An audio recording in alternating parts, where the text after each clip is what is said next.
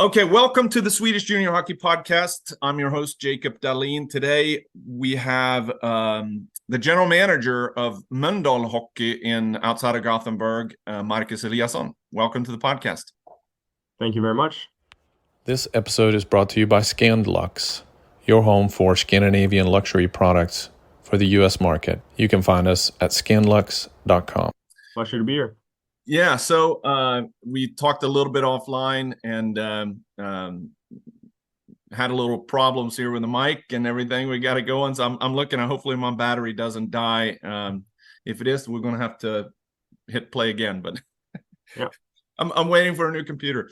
Anyway, so a couple of things that I wanted to talk about. We want to talk about your background, young general manager for a pretty established club with a long, for those who know hockey in the Gothenburg, Sweden region, they know about Molndal, and we'll talk about the different levels. But I want to talk about your background as a player, hockey gymnasium first, and then we can go into kind of your role as a general manager and what does that mean and how does that work as well. So let's first of all explain Molndal for those who don't know where Molndal is. Molndal is located just south of Gothenburg, barely 10 minutes away. We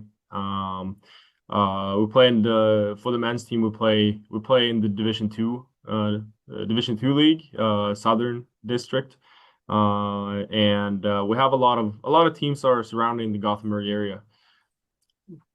The team or the organization got kind of restructured a couple years ago and started over in Division Three. Right away, they played with their junior 20 team in the for the men's league, and they qualified for the Division Two right away. I think this is the 2017-2018 year or season.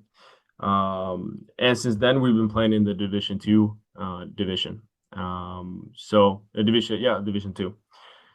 The junior 20 has been established in the junior 20 elite or now junior 20 region division for a lot of years now. I don't even know how long, but around the 10-year mark or even longer maybe, and has always been, or for a long time been, a top tier league or top tier team in that division. Now it's been kind of on a downhill slope here for a couple of years, and I hope I can turn that around for sure. And that's why I joined in my role last year, which wasn't as a general manager, but kind of as a sport council role, working with the junior 20 team. So back up a little bit, because you're from Gothenburg originally. Yeah, from Lerum, which is just 15 minutes away from Gothenburg, where John Klingberg, Lou Eriksson, for those who know those people, played in the NHL or playing in the NHL right now. But you didn't stay there for hockey gymnasium. So talk about, because you went to Borås, also kind of a similar organization like Molndal, right? No, has had more recent success, I guess, playing in the Hockeyallsvenskan. A couple years ago, got deregulated down to Division One, been down even in Division Three, and then turned it back around, and now they're in Division One. Has a junior 20 team, which is in the same league as us, and now they have a junior 18 team that's in the same division as our 18 team as well. Yeah.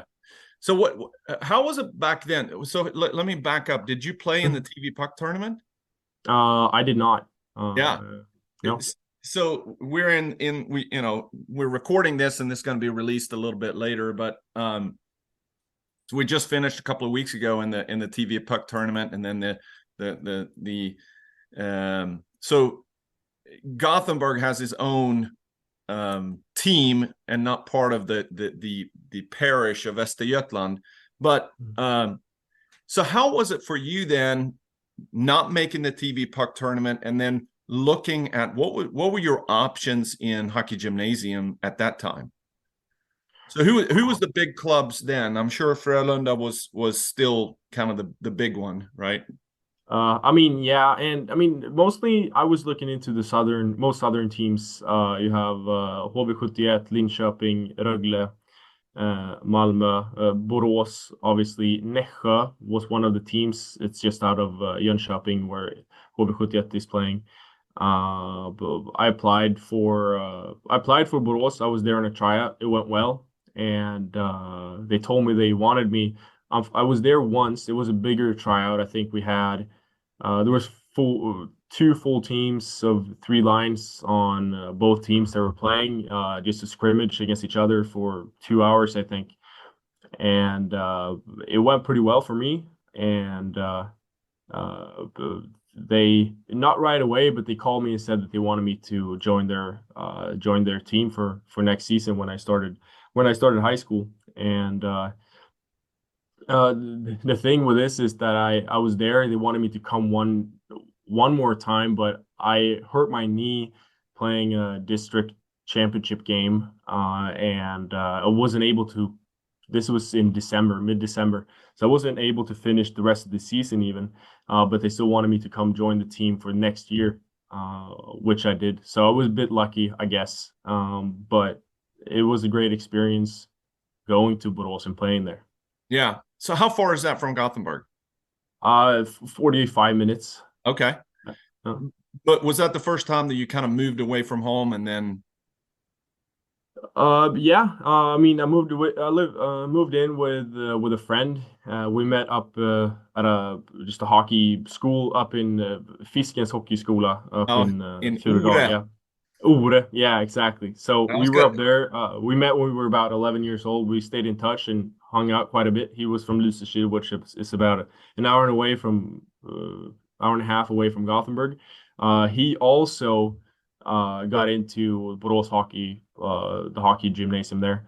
So we moved in together, at least the first year. Then I got my own place. So we lived by ourselves, and all the other guys that came, a lot of the most of them came from Gothenburg. We lived alone, which was definitely a transitional period for the first 6 years or 6 months, before you kind of got into the whole thing of living alone, having that like a 16-year-old with that amount of freedom, not a parent looking over your shoulder telling you what to do, doing your homework while practicing. You have to cook food, do your laundry.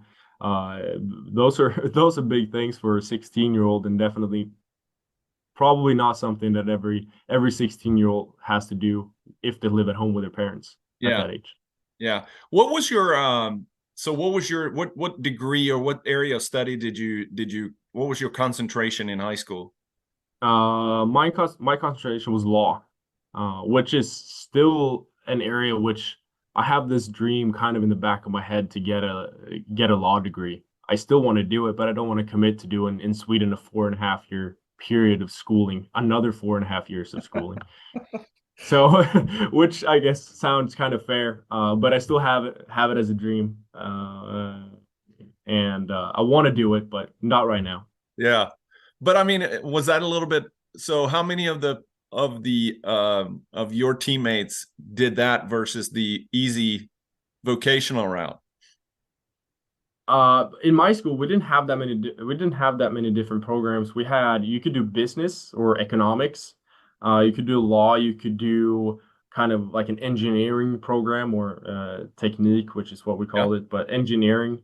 And then barn och fritid, which is more towards maybe if you want to be like, I don't know if you like teaching a police officer, maybe firefighter, but it's a more practical Yeah. area of like program, Yeah, compared to just the other ones, which is preparing you for that higher education programs that you need.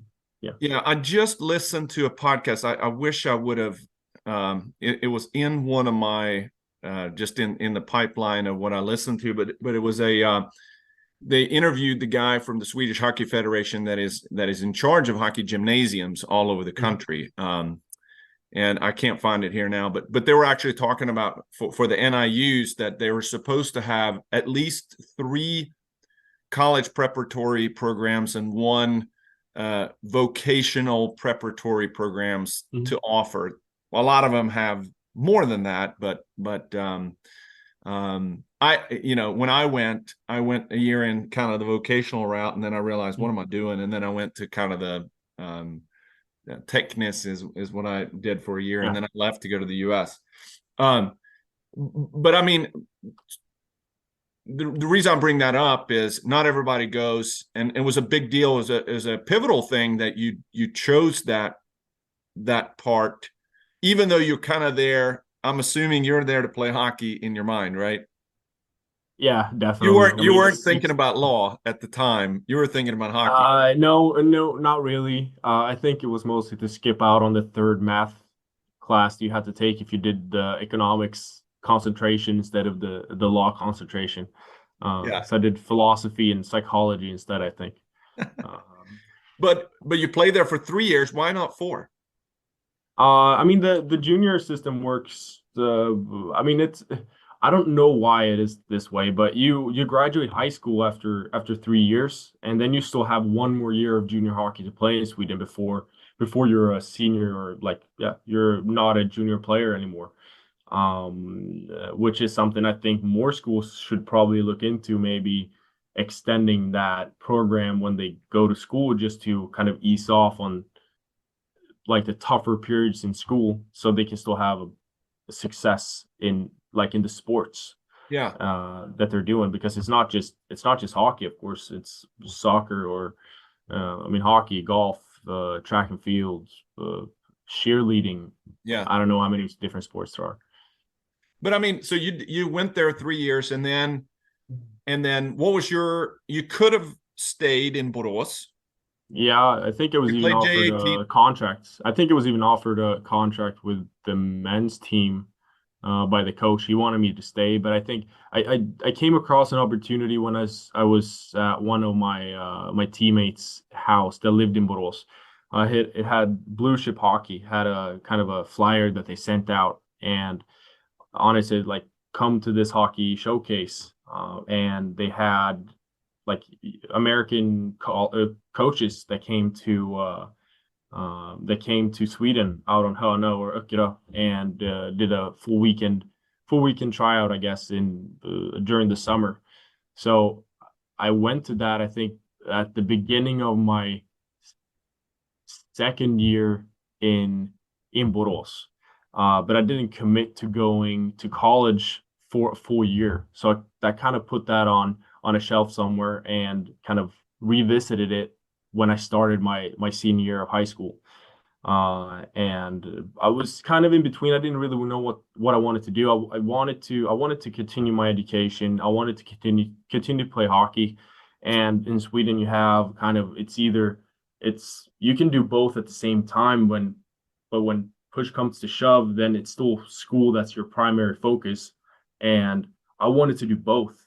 So let's say you have a test, and the school says, well, you need to take this test, but I had to go and play a hockey game. Well, then school would have to be what I had to go and do, and I didn't want that. So going over to play college hockey, I mean, I think every kid in Sweden, maybe not everybody, but at least a lot of them, want to go over to the US and play hockey in one way or another.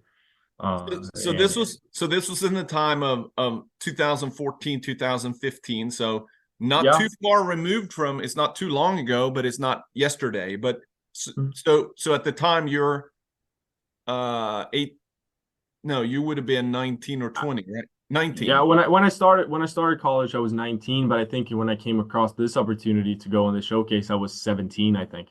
So let me ask you, because I had similar, parallel here, because I sort of did the same thing. I came across mine was a lot longer since I went through it, but it was like a trifold. But mine was about going over to the US to be a high school student as an exchange student. That's how But what was your conversation with your parents, who I'm sure wanted you to have an education? So what was that conversation like?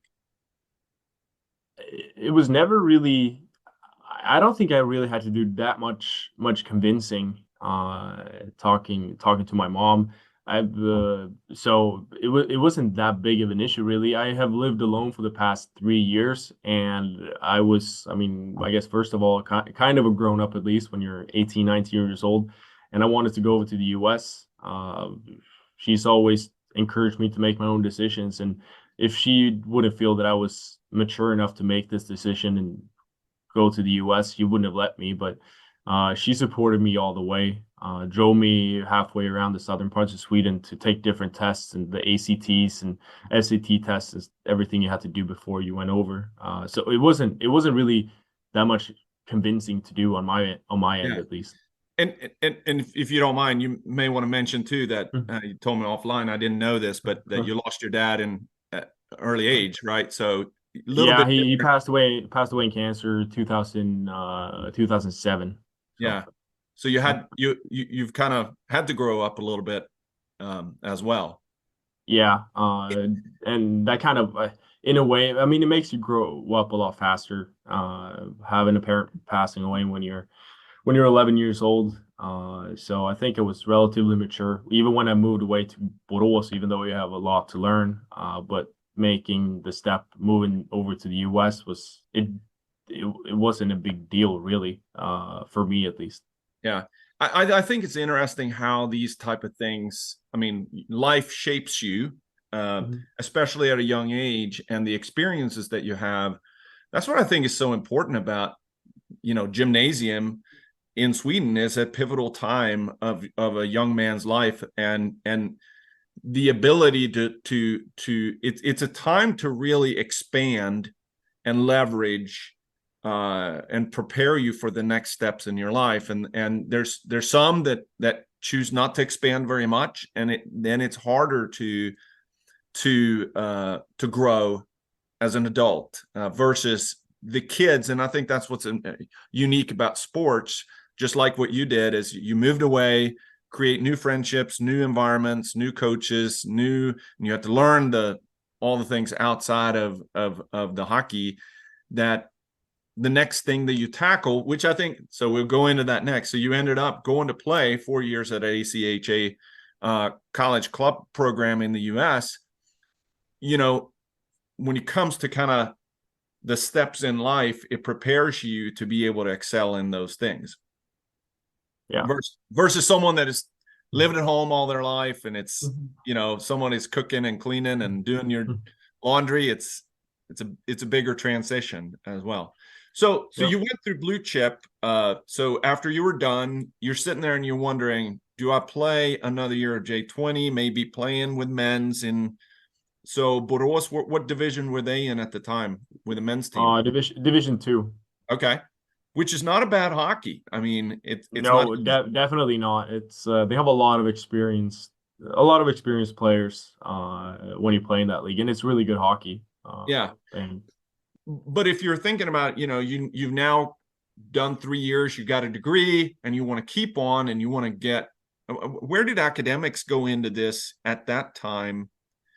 When you're thinking about, do I go play semi-professionally in Division two, but how do you make the choice here about going to university in Sweden? Did you think about that at the time? um, I don't really remember how my mind went about it, but coming across this flyer on my friend's desk, I just knew that like this would be a lot of fun. Yeah. And it was something that I also wanted to do alone. I didn't want to go over with like having a secure group of friends that I went over with or together with, and we kind of hung out just us, and then like it would still be this Swedish bubble. But I went all alone, went to a city or a country that I've never been in before, to a city that I've definitely never heard of before, and just I started fresh, which was not that I needed the fresh start really, but it was still it was uh, something that I needed to do. Talk about the financial aspects of that, because, all right, did you know right away, hey, you got this thing called tuition that you got to pay for? Yeah, I knew about tuition, and that was definitely one of the factors kind of why chose to play at CMU or Colorado Mesa, which is located in Grand Junction, just on kind of the border between Colorado and Utah on the western slope. So that was always a factor. Club hockey obviously doesn't offer the like athletic scholarships to go over and play hockey. So that was definitely still something I had to consider. And we have a good system in Sweden where you can apply for financial aid through CSN, and that's the way I went. Yep. I did the same thing. But so explain to those, primarily the Swedish listeners, what's the difference between NCAA and ACHA? Because I'm sure that in the beginning you were thinking, oh, college, and what's now the different levels of college and the different levels of competition there. Yeah, I mean, so yeah, I guess this is a full podcast episode for sure. But yeah, you have NCAA. If you talk about just sports in general, there's the NCAA Division 1, 2, and 3. Hockey, except for a couple of schools out on the East Coast, only has Division 1 and Division 3. You can get an athletic scholarship if you play Division 1, but you can't get a scholarship or athletic scholarship if you play Division 3. You can only get scholarships for your academics in Division 3. That's a big difference. Going down an even further level, you have the ACHA, not the NCAA, but the ACHA, which is club hockey. The level itself doesn't have to be bad, and the level that I played, it was all right. It wasn't the best, but it was all right. Some teams were not that good, but the top teams, as in every league you play in, they were really good. And they have a lot of good players from all over the country. Obviously, maybe they moved back to their hometown and play for their local college that didn't have an NCAA program, so they ended up playing for their club sports. Yeah, which is pretty much. I mean, it's pay to play. You have to pay a member's fee. Some schools are $5,000 a year. I think mine was $500 a year, which was nothing. And we got great support from the school, and I think we were the fifth most watched sport on campus after baseball, American football, and then women and men's basketball, and then it was hockey. So we had an off ice rink. It took, I think the capacity was just over 1,000 people, and I think we averaged between 700 and 900 people per game. And being in a small barn with a lot of people is a lot better than being in a big barn with less people. Yeah. So I would much rather have 400 people in that barn than having it in a larger arena. Let's see, in Sweden right now, in Molndal, we have a capacity for 1,000 people, but it's a bigger rink.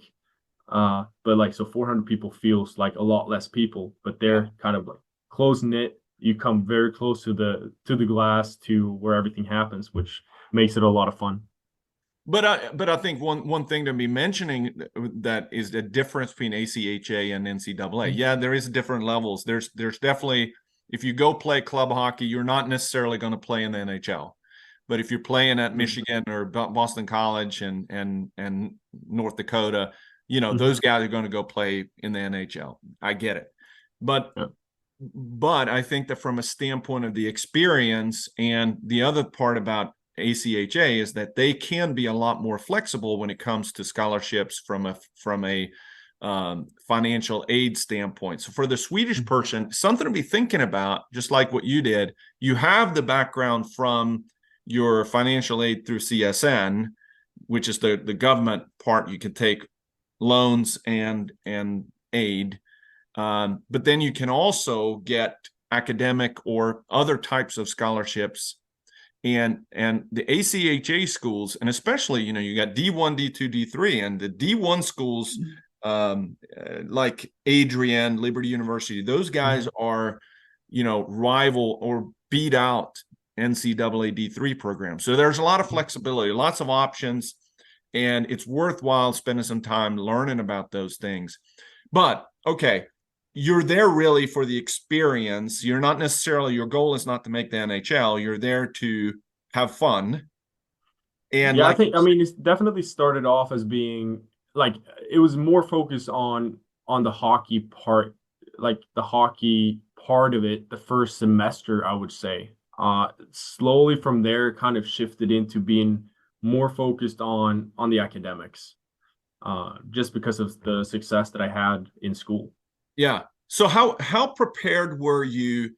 I remember my freshman year, it was not easy. Even though I've been in the US for a year in high school, it was a completely different thing going into. I went to a pretty big school, you did too, but you go into, and I remember my freshman biology class, and it was 350 people in the auditorium. And the instruction was different. The way I had to learn was different. And then I figured it out and did really well. How was it for you to transition to that? Uh, for me, it all kind of made more sense in English some way. Like I struggled with math in high school, and in college it was super easy. Maybe it was because I spent way more time at it, but like it all, like everything just made more sense to me some way. I can't really explain that, but uh I just had a good kind of I came into a pretty good flow with the whole thing. I mean, one thing that's different between college in the US and college or in Sweden is that it's more kind of a high school structure in terms of kind of how you do your classes. So in college, you do 5 classes per semester for 8 semesters, and then you graduate. Like if you kind of like break it down. In college or in Sweden, though, you do one class for 5 or 6 weeks. You read a full book. You have to learn it. Then you have one test, and then you move on. Yeah. There you have maybe you do like the first 4 chapters after the 5 weeks, and then you have the next chapters, and then the next chapters, and then you break the whole thing down, but you do it 5 classes at a time. So it was a system that kind of it worked well for me. I don't Yeah. think the cramming kind of structure that they have back here in Sweden would work the same way for me or work as well for me. But I liked it Yeah. the way it was over there. So you were there for 4 years. You graduated then with a degree in business administration, which puts you so you have a 4-year degree. I mean, in reality, it's a bachelor's degree, and how long would it take you? So it took you 4 years in the US. Yeah. Could you have done that same program, or how do you compare the two degrees?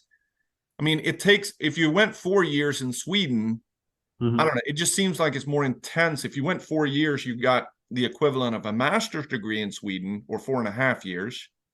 If you were if you were to kind of like succeed and make every class and not fail anything. But there's just not that many programs over there. Anybody can go and get a 4-year degree, right? But I don't know. How do you compare the two degrees? It's really difficult. I started looking into it, I think when I graduated in 2019, coming back home, kind of like where does this stand compared to a Swedish like graduate? But I kind of quickly kind of shifted away from having that focus or that thought in my head, because I thought, okay, let's say you have 10 people applying for a job. 9 of those people, I'm the 10th person, 9 of those people went to one of maybe 3 schools. They have kind of like just about the same experience from the same teachers, from the same lectures, from the same books. And then the people that work at the company they are applying for, they also come from the same schools with the same teachers, with the same books and the same lectures. Yeah. So then I come from as that 10th person, adding maybe a different perspective, and having a bit of a different background and bringing something new to the company. That's kind of how I looked at it.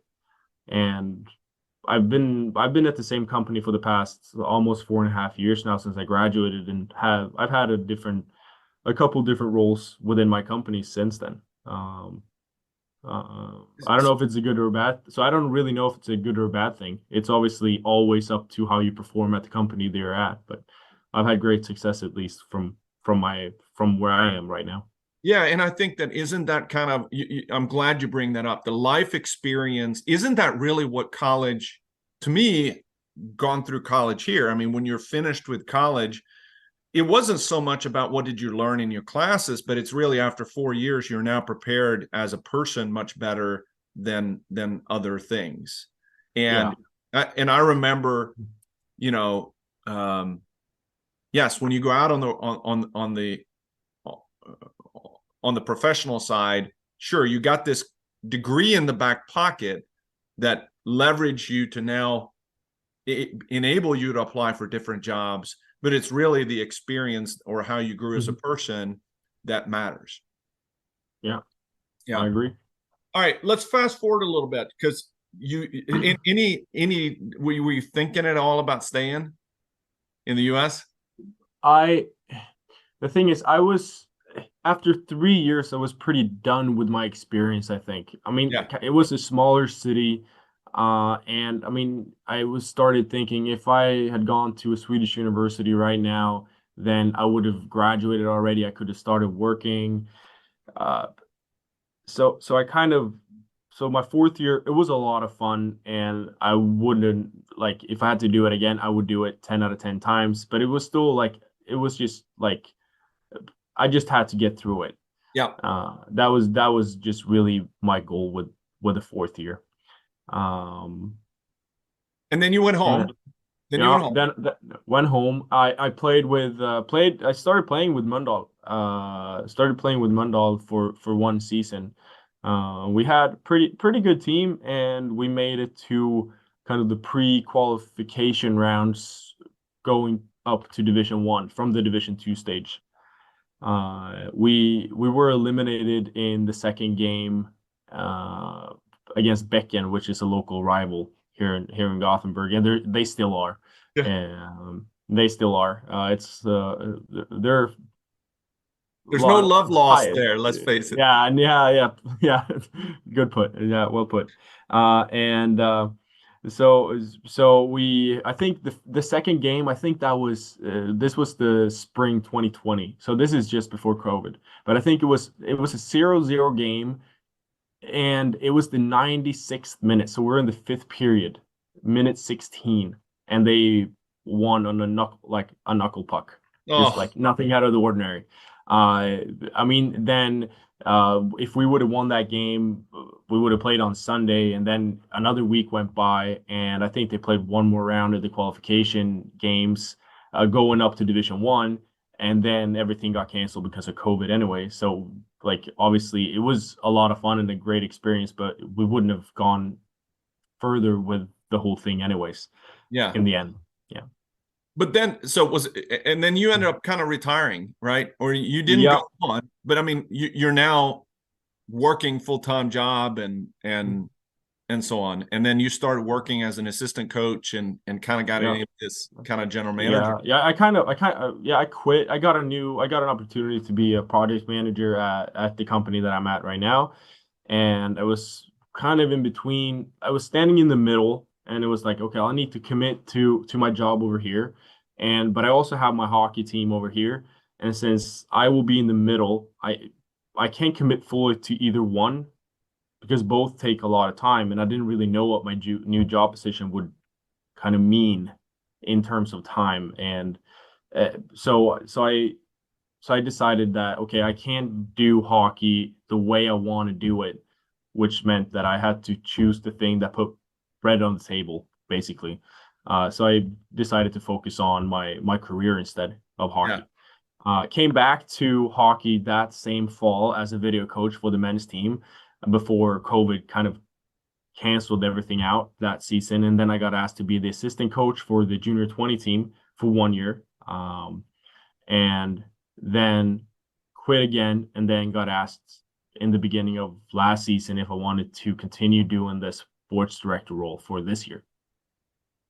So, and I know we've talked a lot of time, but I would like to go in and talk about that. What does that mean? And for a club in Sweden, so Molndal, who has a Division II men's team, you have a J20 region, which is you have the only thing about that is going to be J20 national, and then you have J18 in Division I, right?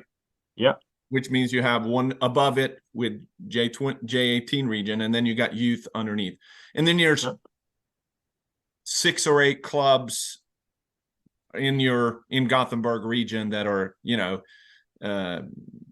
Handhalsbäcken, Frölunda, Kungälv, Partille, Lerum.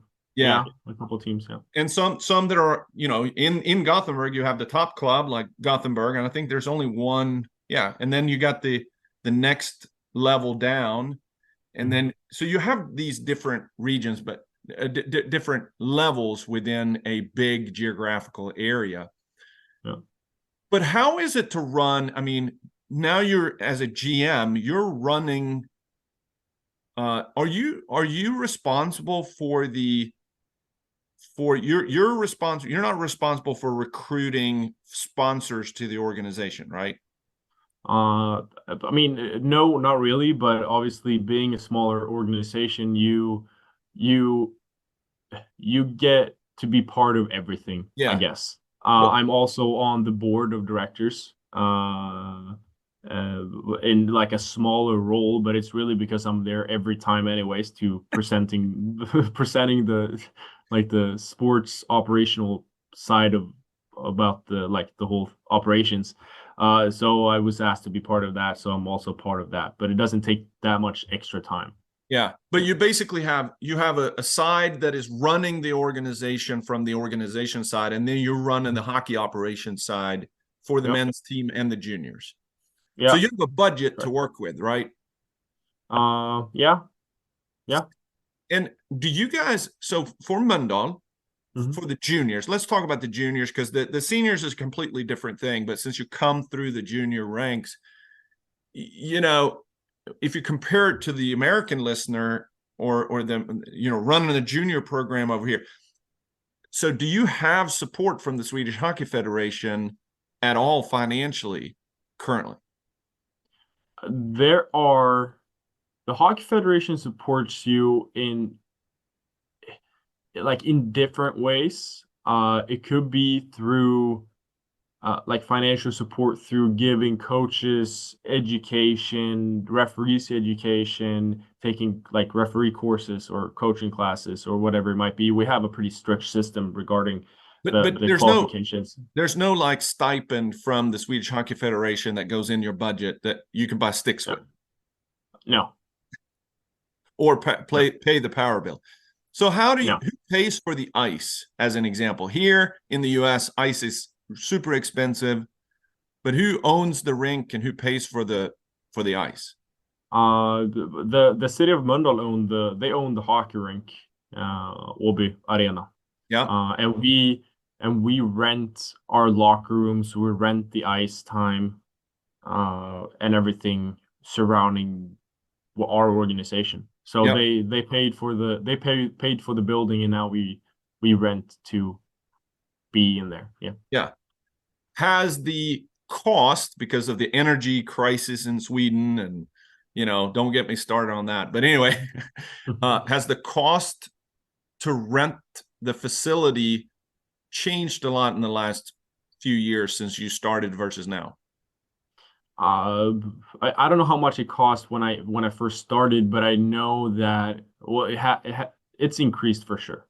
Yeah, definitely. But I don't know how many percent the last 3 years, but I mean, electricity is more. So obviously running a hockey rink where you need to cool down the ice, that gets more expensive. So the city of Molndal, they increased their cost it's more expensive for them. So it's more expensive for us. But what's the difference between, for example, the junior? So Molndal's J20 versus Frölunda's J20. What's the difference in the budgets? Ooh, wow. I guess I can't say that for sure, but I know in terms of kind of how you finance the whole operations, is that if you get drafted players from the NHL, from your organization that's been within your organization for the past couple of years, I don't remember exactly how many years, but let's say it's 3 years, then you get a piece of money from the NHL that pay the organization which that player comes from if they sign a contract. Yeah.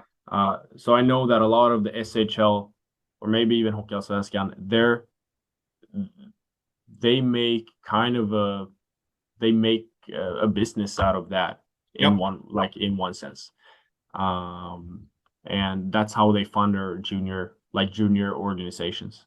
But what about Molndal? Not necessarily draft picks are coming directly. Yeah. Now, I would say Molndal is a good feeder club to Frölunda, so you may have had a youth player that plays youth hockey in Molndal, or even U16 goes on to Hockey Gymnasium in Molndal, and then, or like where you were talking about in Lerum with the guys you mentioned.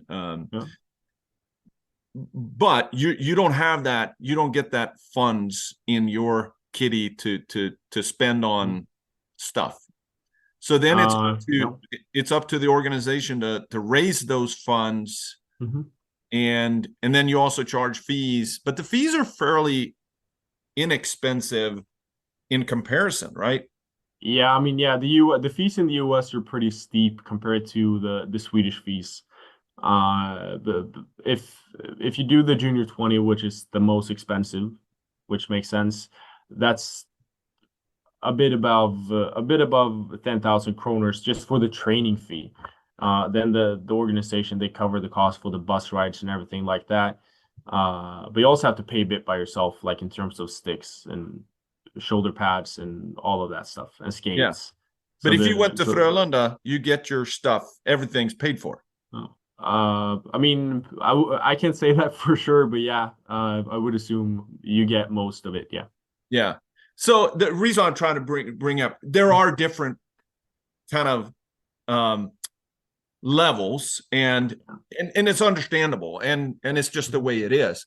But I think that what's great about J20 region is, I think what's difficult in J18 is that your organization, let's say if you advance now to J18 after this season, you're going to be competing with Frölunda. Yeah. And that's not easy. No, it's not. You see that every year in that J18 region division. It's split up at Christmas, and then it's divided into two different leagues. But yeah, you can see there's a big difference between the top, let's say, 3 teams and the bottom 3 teams in terms of goal differential and points in the league. Yeah, for sure. But I think if you look at the J20 region, it's a fairly equal. Certainly, there's some of the clubs that are bigger. That when you're playing against Halmstad Hammers, as an example, Karlskrona, bigger organizations, bigger rinks, more staff, maybe a little bit of difference there. But the majority of the teams that you're playing against have similar facilities, similar structure, similar amount of coaching. The players are coming from similar places, and which makes it very competitive. Yeah, definitely. And I think that which is why those, J20 region, whether it's east, west, south, or north, it's a good competitive place to be. Yeah, I agree 100%. Well. What's your biggest challenges? I mean, so now we're talking about this, and we're in the end of September. We'll release this probably end of October, but is your job pretty much done? You got your roster as a general manager. Now it's up to the coaches, right? I mean, in the best world, yeah. But yeah, no, it doesn't really work that way. Still have a lot of work to do in terms of the different teams have different, I wouldn't say problems, but definitely different problems they need to work out. The men's team, they have a good structure surrounding their organization with equipment managers and coaches and all the different staff that you need. The 20 team, also, they have a good they have good staffing around the team, but maybe we need to add a couple more guys on the team to be competitive in our league. So yeah, so different issues that we need to work out. And one big thing, if you compare it to the US, is that a lot of like the people that are engaged in Swedish sports, and if you're not on the SHL level teams, they're there because they want to be there. They volunteer their time. So maybe you can't get 8 days a week out of everybody that comes to the hockey rink. Maybe they can only be there for 2 or 3 days a week, but you have an organization that requires you to be there 5 times a week. So you kind of struggle with that every day, like the commitment that people can make versus how much they want to make. In terms of your staff running the Yeah. organization, right? Yeah. Yeah. And I think that, so let's be frank here too. You're early on in your role, year 2 here, really almost like your first year almost. Yeah, I would definitely say this is my first year doing this. Yeah. Yeah, you had like a little easy transition in, but now it's yours. And just like if you parallel your professional life in running a team, you're running a team here athletically as well. And you have a strategy and you have a plan, and it's going to take some time to kind of grow and execute in reality, right? Yeah, definitely. I have I have a long-term plan that I want for the organization, that I want. The junior 20 team we're not looking to like take the next level up to the national level, because that's just a whole different story, and it costs, like, in terms of money, it's a lot more expensive as well. Yep. I would, if you start at the junior 18 team, I would love to take them from where they're at right now, because they've been at the bottom half of that league for the past couple of years, but I want to like move them up to be a top tier team, at least in the Division 1 league. So the step between the junior 18 and the junior 20 region is not that big. Yep. And then I want to establish the 20 team as a top team again, which they have been for a long time, which also successfully it secures the players from below coming into your men's program as well. Yep. And then if you're looking at maybe, let's say it's a 5-year plan. I have it in my head, it's a 3 to 5 year plan.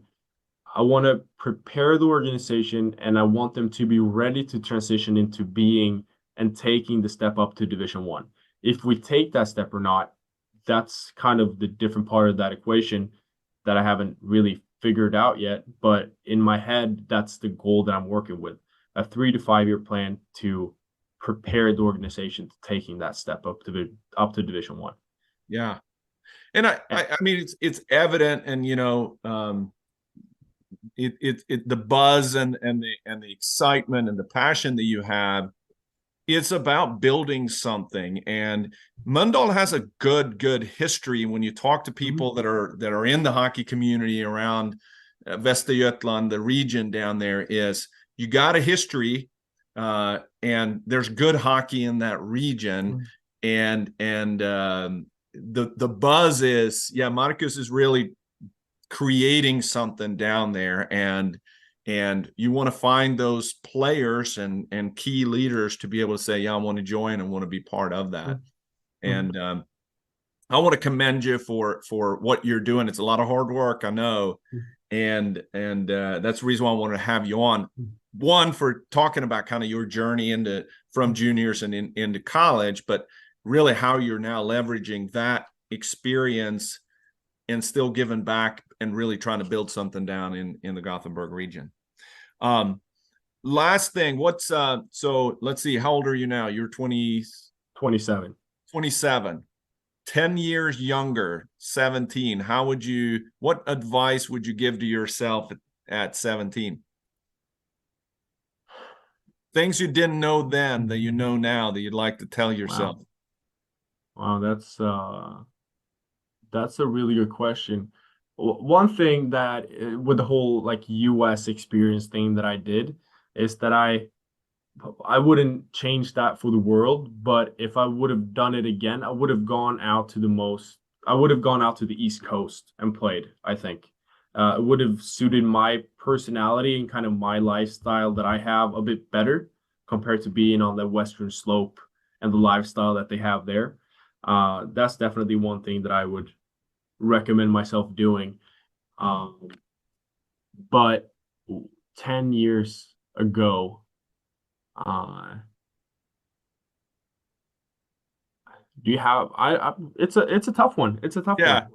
You're sitting there with yourself at 17 and you're saying, hey, one piece of advice here, not necessarily things you would do differently, but what would it be? You know, you're on your way to Borås, let's say first year going to gymnasium. Yeah. Yeah.